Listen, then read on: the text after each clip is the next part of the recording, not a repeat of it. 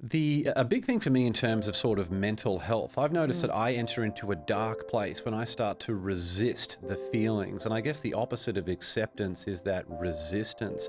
Have you noticed that people putting up those barriers to try and resist those things? Like you mentioned humor there. Mm. I feel like to have humor, you've got to be in a place of acceptance rather than resistance to be able to do that. But that acceptance and awareness of things, good or bad, that are going in your life, rather than resisting it, is that a big part of all the work that you've done with the School of Resilience and all the resilience things that you lead?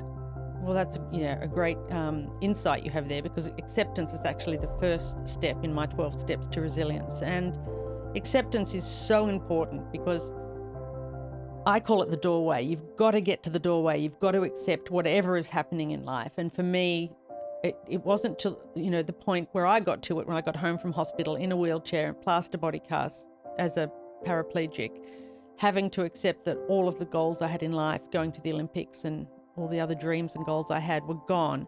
I really had to accept that before I could move on. It was almost like life was saying, let go of those things, and then I'm going to show you something better. I always say that life is a series of loosening our grip on how we think life is supposed to look.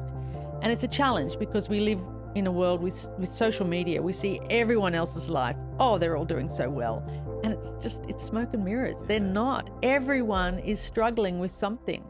And so I urge people to sort of limit their time on social media and really spend time in their own circle of influence, what they can control.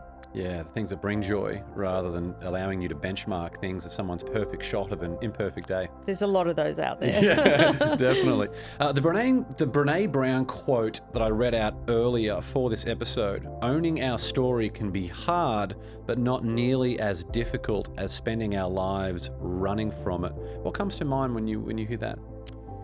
Well, I heard another quote recently that was out of the Bhagavad Gita, which was a similar quote. It's something along the lines of, I don't remember it exactly, but it's better to live your life imperfectly than to try to live someone else's perfectly. So I think it's important, as I said, going back to social media, we see other people's lives and we think it's perfect and we chase those things. But often we do that to our own detriment, of really owning our own story and all of it, and which is something that I've had to do recently, which is about integration.